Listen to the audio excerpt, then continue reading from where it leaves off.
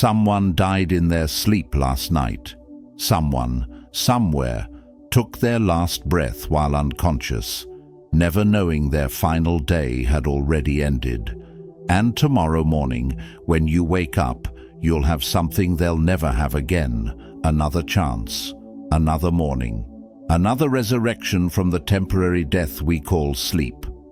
The Romans had a phrase, memento mori, remember you will die, but they missed half the equation. Every morning you don't just remember death, you defeat it. You literally return from unconsciousness, from the void, from the practice run of non-existence. And what do most of us do with this daily resurrection? We groan, we complain, we wish we could return to the void. Marcus Aurelius didn't write his meditations for you. He wrote them for himself, in the blood-soaked fields of war, surrounded by death, trying to make sense of why he kept waking up when so many of his soldiers didn't. His words weren't philosophy. They were survival instructions written by a man who understood that every morning is a small miracle wrapped in mundane packaging. There's a sensation you've felt but never named. It happens in that razor-thin moment between sleep and waking, when you're neither dreaming nor conscious. In that moment, you are pure potential. No past, no future, no failures, no fears, just existence, raw and unformed. The Stoics spent their entire lives trying to return to that state while awake, and today I'm going to show you how they did it. These aren't secrets because they were hidden. They're secrets because we've become too sophisticated to see the obvious. We've complicated the profound. We've intellectualized instinct. The 5 practices I'm about to share won't make sense to your modern mind. Good. Your modern mind is exactly what's keeping you trapped. Ancient warriors used these techniques before battle. Slaves used them to find freedom in chains. Emperors used them to stay sane while ruling the known world. They work not because they're comfortable, but because they're uncomfortable in precisely the right way.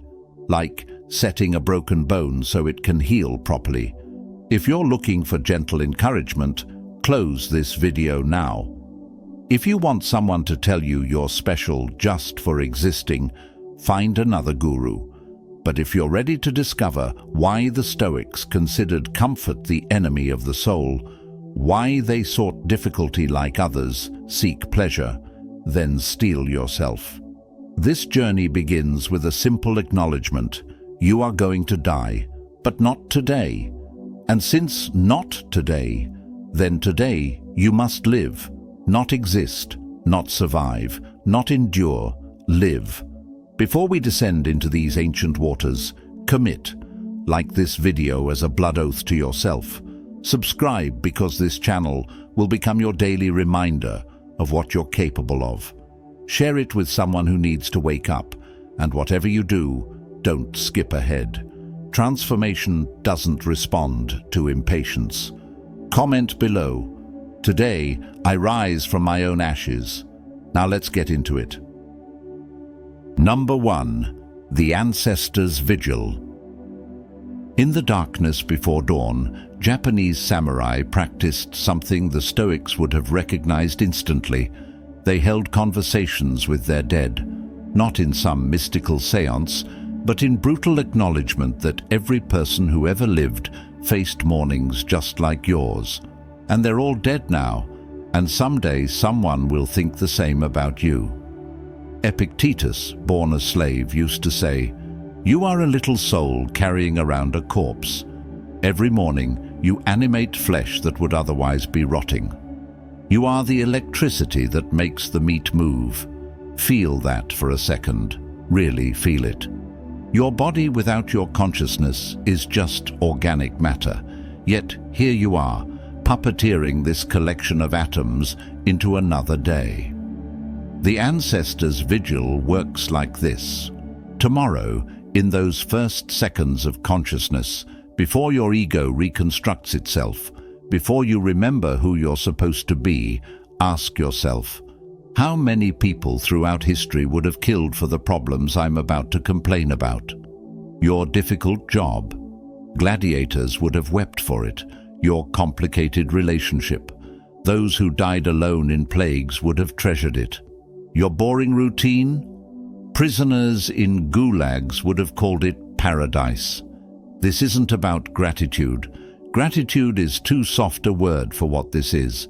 This is about recognizing that you've won a cosmic lottery every morning by simply waking up in a time and place where your biggest morning struggle is choosing between coffee brands. Your ancestors survived ice ages, predators, diseases, wars, and famines just so you could lie in a temperature-controlled room debating whether to check Instagram or TikTok first. The samurai believed that contemplating death before battle made them invincible, not because they became fearless, but because they realized they were already dead men walking, so they might as well walk magnificently. Every morning you wake up is a battle you've already won against the ultimate enemy, non-existence. Everything else is just details. When you practice the ancestors' vigil, something shifts. The weight of all those who came before you, who struggled and suffered and died to create the very possibility of your existence, that weight doesn't burden you. It lifts you. It makes you stand taller. It makes your petty anxieties evaporate like mist before the sun. You are not just you. You are the culmination of an unbroken chain of survivors stretching back to the first spark of life. Act accordingly. Number 2. The Predator's Awakening. There's something living inside you that modern society has tried to kill. The Stoics called it thumos, the spirited part of the soul. It's the part that doesn't want comfort. It wants conquest. Not conquest over others, but conquest over the soft, whimpering thing you become when life gets too easy. Cato the Younger used to walk barefoot through Rome's streets in winter, not because he couldn't afford sandals, but because he was training something everyone else had forgotten existed. He was keeping his internal predator awake, that primal part that knows comfort is just delayed death, that recognizes ease as the enemy's first weapon. Tomorrow morning, when consciousness first flickers, don't move. Not one muscle. Lie there like a predator waiting in ambush, but the prey you're hunting is your own weakness. Feel your body wanting to stretch, wanting to yawn, wanting to return to sleep. Deny it, not from cruelty, but from command. You are teaching your meat machine who makes the decisions. Marcus Aurelius wrote, "The impediment to action advances action. What stands in the way becomes the way." Your body's resistance isn't your enemy, it's your sparring partner. Every morning you get to practice defeating the only opponent that truly matters, the version of you that wants to stay the same. Listen to me carefully, because this will sound insane to your domesticated mind. You need to learn to love the discomfort of waking, not tolerate it, not accept it, love it. The way a fighter loves the burn in their muscles, the way a swimmer loves the shock of cold water, the way a predator loves the hunt. The predator's awakening means you wake up hungry, not for food, but for difficulty. You scan your upcoming day looking for the hardest thing, the thing you're dreading most, and you feel your mouth water, because you understand what everyone else has forgotten. Humans are apex predators who've been convinced they're sheep. Every challenge is just prey that doesn't know it's already caught. When you activate this mindset, something ancient stirs in your DNA. Your breathing changes, your posture shifts, your eyes focus differently. You stop seeing obstacles and start seeing opportunities to prove what you're made of. The same stress hormones that make others panic make you come alive. This isn't toxic positivity. This isn't pretending everything is fine.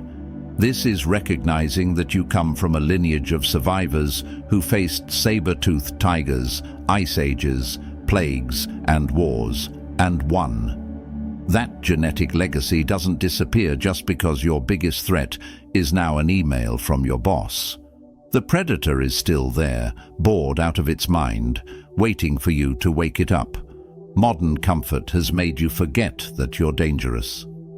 The predator's awakening reminds you every morning that you're not prey. You're not even a survivor. You're a hunter who's been playing house. Number 3. The Phoenix Ritual. Every night you die. This isn't metaphorical. Your consciousness ceases, your ego dissolves, your sense of self disappears into the void. Scientists call it sleep. The Stoics called it practice. Practice for the real thing. And every morning you have exactly 17 seconds to decide who comes back. Seneca performed what I call the Phoenix Ritual. He understood that identity is just a story we tell ourselves so consistently that we believe it's real. But in those first moments of waking, before the story restarts, you are nobody. You are pure possibility wearing a familiar body. And in that gap, that sacred pause between unconsciousness and identity, you can choose to resurrect differently. The person who went to sleep last night doesn't have to be the person who wakes up. Their failures, their patterns, their limitations, those belong to someone who no longer exists. They died at 11:47 p.m. or whenever you lost consciousness. What rises now is your choice. Most people waste this daily resurrection by immediately reaching for their phone, desperate to remember who they're supposed to be, checking messages to rebuild yesterday's identity. They literally scroll through evidence of their past self, reinforcing the very prison they could have escaped. The Phoenix Ritual requires you to burn before you rise. The moment consciousness returns, speak these words internally. The person who failed yesterday is dead. I am what rises from those ashes. Feel the heat of transformation. Not comfortable warmth, but the searing heat that turns sand into glass, that transforms coal into diamonds, that makes phoenixes out of ordinary birds. Marcus Aurelius knew this. He wrote, "Confine yourself to the present," but he wasn't talking about mindfulness. He was talking about identity. The present version of you has no past unless you drag it forward. Every morning, you can leave the corpse of yesterday's you in the bed and rise as something unprecedented. This isn't self-help delusion.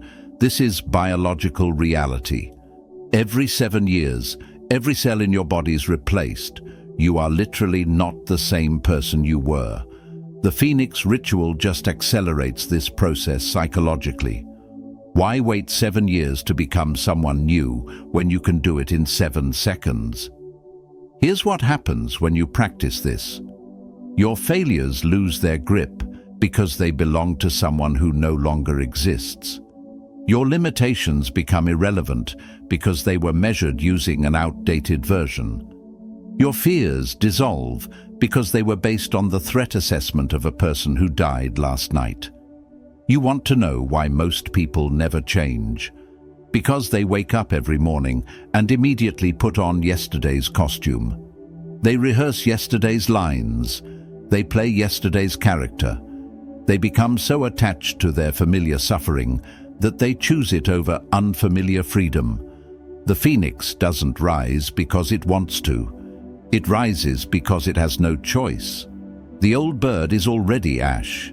Tomorrow morning when you wake, realize your old self is already dead. The only question is, what will you do with this resurrection? Number 4, the Sovereign's Declaration. There's a moment every morning when you're about to surrender your throne. It happens so fast you don't even notice. Someone else's urgency becomes your emergency. Someone else's mood becomes your weather. Someone else's opinion becomes your mirror. And just like that, you've abdicated your sovereignty, before you've even had coffee. The Roman Emperor Marcus Aurelius ruled over millions, yet every morning he had to reconquer the only empire that mattered, the territory of his own mind. He wrote, "You have power over your mind, not outside events. Realize this, and you will find strength." But knowing this and living this are universes apart.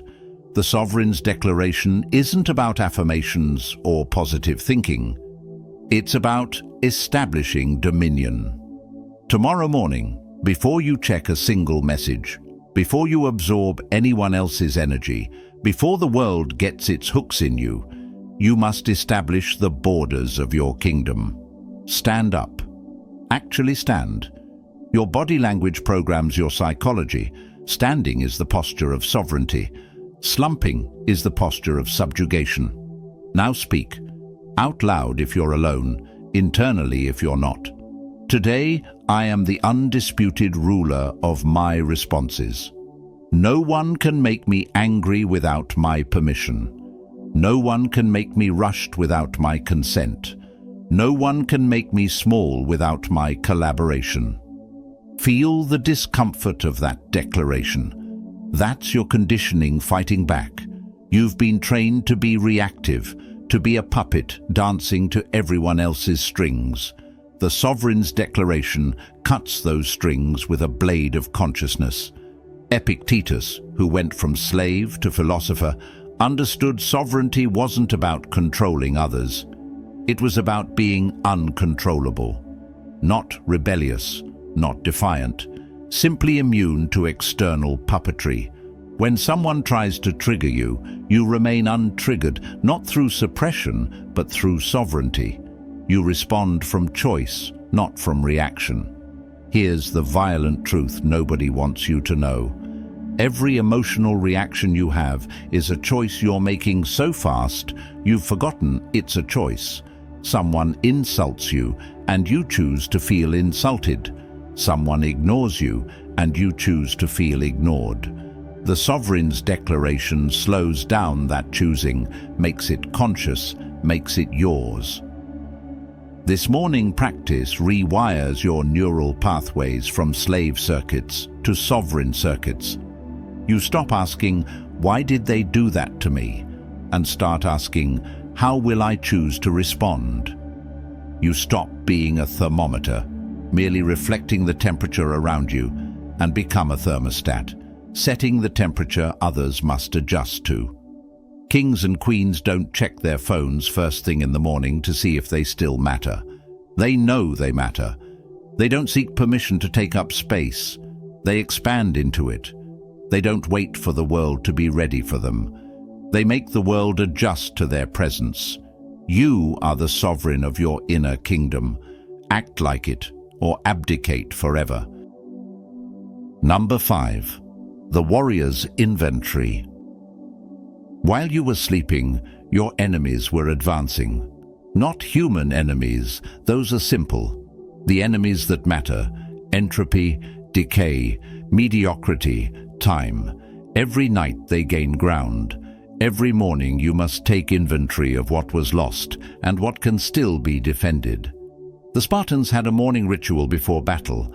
They would count their weapons, check their armor, assess their wounds. Not from paranoia, but from practicality. You can't fight effectively if you don't know what you're fighting with. The Stoics adopted this practice, but for the battle that actually matters, the one inside. The warrior's inventory happens in the raw moments after waking. You scan your inner landscape like a general surveying a battlefield. What dreams disturbed your peace? Their intelligence reports from your subconscious about what threatens you. What did your first thought reveal about your fears? That's your enemy showing its position. What did your body's resistance tell you about where you're weak? That's the wall that needs reinforcement. Seneca practiced dying every night and being reborn every morning, but between death and rebirth came the inventory. He wrote, "Every new thing excites the mind, but a mind that seeks truth turns from the new and seeks what is eternal." The eternal battle isn't out there. It's in here. It's been raging since the first human looked at comfort and had to choose between ease and growth. Tomorrow morning, take 60 seconds, no more, no less, to run the warrior's inventory. What weapons do you have? Your discipline, your knowledge, your experience. What armor protects you? Your principles, your boundaries, your practiced responses. What wounds need attention? Your unhealed trauma, your energy leaks, your places of persistent weakness. This isn't self-help. This is war planning. Because whether you acknowledge it or not, you are at war. Not with other people, but with the forces that want you average, comfortable, domesticated, and ultimately forgotten. Every morning you don't take inventory, you're going into battle blind. The warrior's inventory reveals something most people die without discovering. You're stronger than you think in some areas, weaker than you pretend in others. Your real weapons aren't what you thought they were. Your real vulnerabilities aren't what shame told you they were. You've been fighting with the wrong strategy because you never properly assessed your actual position. Marcus Aurelius led armies before he led himself. He knew that victory doesn't come from motivation or inspiration. It comes from accurate intelligence about your own position and capabilities. Every morning, you must know exactly what you're working with, not what you wish you had, not what you had yesterday, but what you actually possess in this moment. When you practice the warrior's inventory, you stop being surprised by your own failures. You see them coming, you prepare, you adapt. You stop pretending you're invincible and start becoming actually formidable. There's a difference between confidence and delusion. The inventory teaches you which is which. You've just been handed 5 practices that most people will never discover, and of those who do, 90% will never implement, not because they're difficult, but because they're devastating to the comfortable lies we tell ourselves about why we can't change. The ancestors' vigil reminds you that you're going to die. The predator's awakening reminds you that you're built to hunt. The phoenix ritual reminds you that identity is choice. The sovereign's declaration reminds you that reaction is optional. The warrior's inventory reminds you that the battle is real. Tomorrow morning, you'll wake up. That's not a given, that's a gift. What you do in those first conscious moments determines whether you're living or just not dying, whether you're choosing or just reacting, whether you're sovereign or slave. The Stoics didn't write philosophy, they wrote operating manuals for being human under extreme conditions. And every morning is an extreme condition. You're conscious, in a body, with limited time, facing infinity. If that doesn't qualify as extreme, nothing does. This video is ending, but your practice is beginning. Like this video if you're ready to wake up differently tomorrow. Share it with someone who needs to remember they're not prey. Subscribe and hit the notification bell, because this channel will become your daily reminder that comfort is the enemy of the soul. But most importantly, wake up tomorrow and choose one practice. Just one. Master it before moving to the next. Because transformation isn't a sprint, it's a siege. And every morning you get to choose whether you're defending or conquering. Final comment. Tomorrow, I wake as warrior.